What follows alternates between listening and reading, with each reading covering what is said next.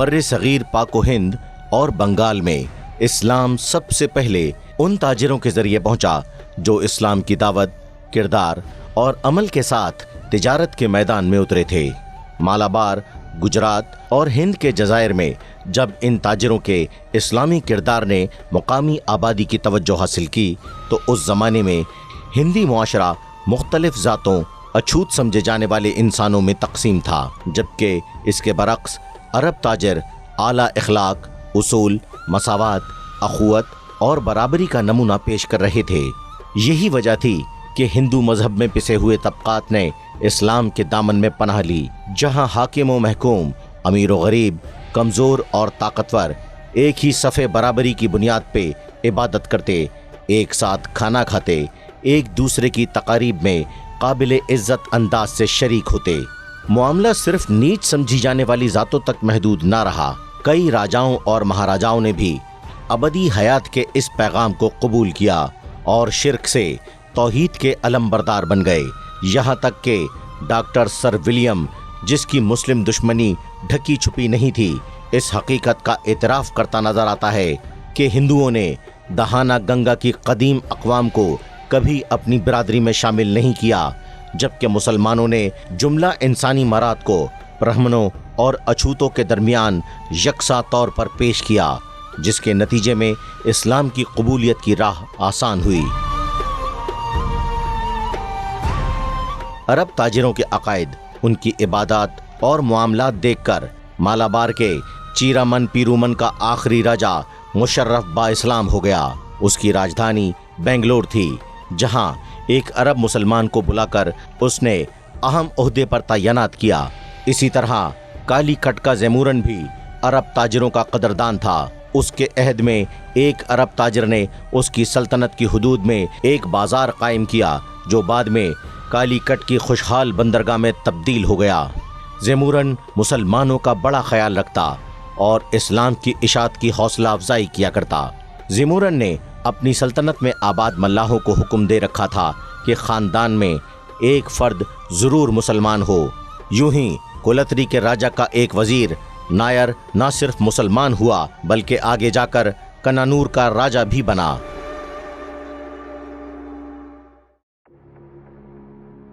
ہندوستان کے مشرقی ساحل تک عرب تاجر 10ویں صدی میں پہنچ چکے تھے اور یہاں آباد ہونے لگے تھے، جس کے نتیجے میں ان کی نسلیں یہاں پروان چڑھنے لگیں۔ ان کا طرز معاشرت دیکھ کر مقامی آبادی از خود اسلام قبول کرنے لگی۔ ہندوستان کے سابق وزیر اعظم پنڈت جواہر لال نہرو نے اس تاریخی حقیقت کا اعتراف کچھ ان الفاظ میں کیا: شمالی مغرب سے آنے والے حملہ آوروں اور اسلام کی آمد تاریخ ہند میں خاصی اہمیت رکھتی ہے، کیونکہ اس کے نتیجے میں ہمارے معاشرے میں موجود ذاتوں کی تفریق، چھوت چھات اور انتہا درجے کی خلوت پسندی کو بالکل ہی آشکار کر دیا۔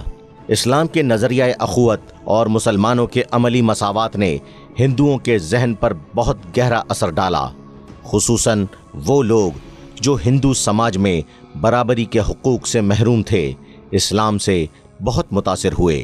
اس بات میں کوئی دو رائے نہیں کہ جن مسلم سلاطین کے ذریعے ہند میں اسلام پہنچا، ان میں کوئی بھی ایسا نہ تھا جس نے اپنے عہد میں باقاعدہ اسلامی ریاست قائم کی ہو یا خدا کی حاکمیت اور انسانی خلافت کا نظریہ عملی طور پر پیش کیا ہو، بلکہ حقیقت یہ ہے کہ اکثر بادشاہوں کے پیش نظر فتح و تسخیر اور حصول دولت تھا، حالانکہ بطور مسلمان حکمران ان کا پہلا کام ہند کے مشرکانہ معاشرے میں اسلام کی دعوت و تبلیغ، شرعی نظام کے قیام، نہی عن المنکر کے فریضے کی ادائیگی تھا۔ لیکن سلاطین ہند کی اکثریت قبائلی و خاندانی اقتدار کے دوام اور سیاسی جوڑ توڑ میں لگے رہے۔ اس بات سے بھی انکار مشکل ہے کہ ان سلاطین میں کوئی عابد و زاہد نہ تھا، بلکہ کئی کے زہد و تقوی کی مثالیں عام ہیں، اور کئی ایک کی کوششوں سے مقامی تہذیب و تمدن میں ایسے رنگ ابھرے کہ اب تک ہند کی سرزمین اس سے مہک رہی ہے۔ اس کے پیش نظر جنگ آزادی کے مشہور رہنما ڈاکٹر پٹابی سیتا رمیا نے جے پور میں منعقدہ کانگریس کے اجلاس سے خطبہ صدارت میں اعتراف کیا کہ مسلمانوں نے ہمارے کلچر کو مالا مال اور ہمارے نظم و نسق کو مستحکم و مضبوط بنایا، نیز وہ ملک کے دور دراز حصوں کو ایک دوسرے سے قریب لانے میں کامیاب رہے اور ہندوستان کے ادب و اجتماعی زندگی میں ان کی چھاپ بہت گہری دکھائی دیتی ہے۔ سلاطین ہند کے سبب یہاں علماء و مشائخ اور داعیان دین کو کھل کر اسلام کی دعوت دینے کے مواقع ملے۔ ہند پہ اسلامی اثرات کے حوالے سے ہندوستان کا مشہور سیاح ڈاکٹر برنیر رقم تراز ہے کہ آج کل پہلے کی نسبت ستی کی تعداد کم ہو گئی ہے، کیونکہ جو مسلمان اس ملک میں حاکم ہیں وہ اس وحشیانہ رسم کو نیست و نابود کرنے کی پوری کوشش کر رہے ہیں۔ اگرچہ ہندوؤں کا مذہبی معاملہ ہونے کے سبب مسلمان حکمران اس حوالے سے قانون سازی نہیں کر سکتے، لیکن اس کے باوجود اس قبیح رسم کو روکنے کی اخلاقی کوشش بھرپور کر رہے ہیں۔ اسی طرح ستی کی ایک شرط مسلم حکمرانوں نے یہ ضرور لاگو کر رکھی ہے کہ کوئی عورت کو زبردستی ستی نہیں کر سکتا۔ یہاں اگر وہ خود اس عمل کے لیے تیار ہو تو صوبائی حکام پھر اسے نہیں روکتے، کیونکہ یہ ہندوؤں کا مذہبی عقیدہ ہے۔ اس کے باوجود مسلم حکام بیوہ عورت کو ستی ہونے سے روکنے کی ہر ممکن کوشش کرتے ہیں، یہاں تک کہ مختلف وعدے کرتے ہیں۔ انہیں محل سرا میں بھی بھیجا جاتا ہے تاکہ خواتین ستی ہونے والی عورتوں کو روک سکے۔ یوں تو سیدنا عمر، سیدنا عثمان اور سیدنا امیر معاویہ کے زمانے میں ہی ہند و سندھ اور مکران پہ حملوں کا سلسلہ شروع ہو گیا تھا۔ باضابطہ حکمران محمد بن قاسم ثقفی کو کہا جا سکتا ہے۔ ڈاکٹر تارا چند نے سندھ کے حاکم راجہ چچ، جو کہ راجہ داہر کا باپ تھا، اس کے حوالے سے لکھا ہے کہ راجہ چچ متعصب حکمران تھا۔ اس نے بدھ مت کے پیروکاروں کے لیے ظالمانہ قوانین جاری کیے۔ بدھ مت کے لوگ ہتھیار نہیں رکھ سکتے تھے، ریشمی لباس پہ پابندی تھی، گھوڑوں پہ زین لگا کر سواری کی اجازت نہ تھی، اس کے ساتھ انہیں جوتے پہننے، سر ڈھانپنے کے حق سے بھی محروم رکھا گیا۔ جبکہ چچ کے بیٹے راجہ داہر کو شکست دینے محمد بن قاسم نے ذات پات کی تفریق اور ظالمانہ پابندیاں ختم کیں۔ مال گزاری کا پرانا نظام اور ملازم نوکریوں پہ برقرار رکھے گئے۔ ہندوؤں کو مندروں میں جا کر پوجا کی اجازت تھی۔ آمدنی کے مطابق ہندوؤں پہ ٹیکس تھا۔ مسلمانوں کے فیصلے قاضی جبکہ ہندوؤں کے پنچایتی نظام کے تحت ہوتے۔ نہ صرف بڑے عہدوں پہ ہندو برقرار رکھے گئے بلکہ راجہ داہر کے وزیر اعظم کو محمد بن قاسم نے عہدہ دوبارہ دے دیا۔ انصاف اور عدل کے اس عظیم پہلو کو نمایاں کرنے کا نتیجہ یہ نکلا کہ جب محمد بن قاسم کو خلیفہ کے حکم پر معزول کر کے گرفتار کیا گیا تو مقامی ہندوؤں نے ابن قاسم کے بت تک بنا لیے تھے۔ شمس الدین التمش ہندوستان کے قابل فخر سلطان رہے۔ التمش ان سلاطین ہند میں اولین ہیں جنہیں اشاعت اسلام سے ذاتی دلچسپی تھی۔ درویش صفت التمش کے حوالے سے ان کے عہد کے علماء کہا کرتے تھے، اگرچہ ظاہری طور پر یہ بادشاہ ہے مگر دل کا فقیر ہے۔ التمش فرض نمازوں کے علاوہ تہجد کا بھی پابند تھا۔ حضرت خواجہ ناظم الدین اولیاء فرماتے ہیں کہ سلطان التمش عبادت گزار تھا۔ غیاث الدین بلبن کا تعلق بھی سلاطین ہند کے اسی قبیلے سے تھا، جس کے پیش نظر اسلام اور شرعی احکامات ہمیشہ رہتے۔ غیاث الدین بلبن کا عہد تقوی اور پاکیزگی کے رواج کا تھا۔ سلطان غیاث الدین بلبن زہد و تقوی سے دور کسی بھی حکومتی نمائندے کو سیاسی، سفارتی یا عسکری مہم سپرد نہ کرتا۔ سلطان کے بیٹے بغرا خان کے مطابق اگر سلطان غیاث الدین بلبن کو پتہ چلتا کہ کسی بیٹے نے نماز نہیں پڑھی تو وہ اس کا سلام بھی نہیں لیتا تھا۔ سلطان غیاث الدین بلبن کی دینی غیرت کا اندازہ اس نصیحت سے لگایا جا سکتا ہے جو انہوں نے اپنے بیٹوں کو کچھ یوں کی: نوکروں، چاکروں اور خزانوں کو کافروں، شرک، بت پرستی اور فسق و فجور کے خاتمے کے لیے استعمال کرنا چاہیے۔ خدا اور خدا کے رسول کی مخالفت کرنے والوں کو جڑ سے اکھاڑ دینا چاہیے۔ سلطان لکھتا ہے کہ وہ اپنے مذہب کی پیروی کرنے والا غیر متعصب حکمران تھا، ذاتی زندگی عیوب سے خالی تھی، ہندوؤں کے ساتھ رواداری کا سلوک کیا، ان کی معاشرتی زندگی کی اصلاح کی، ستی کی رسم کو موقوف کرنا چاہا، جبکہ ایک ہندو کو حاکم سندھ بھی مقرر کیا اور کئی ایک کو بڑے بڑے عہدے بھی دیے۔ معروف مسلم سیاح ابن بطوطہ سلطان محمد تغلق کے حوالے سے لکھتے ہیں کہ یہ بادشاہ نمازوں کی بہت تاکید کیا کرتا، نماز نہ پڑھنے پہ سزا بھی دیتا۔ سلطان محمد تغلق کا عہد اس حوالے سے بھی خوب یادگار ہے کہ وہ دعوت دین اور اسلامی تمدن کے فروغ پہ کام کرتے رہے۔ چنانچہ اس مقصد کے پیش نظر سلطان محمد تغلق نے کئی علماء و مشائخ کو دور دراز علاقوں میں بھیجا تاکہ دین کی دعوت کا کام ہو سکے اور ساتھ ہی مسلم بستیاں بھی بسائی جائیں۔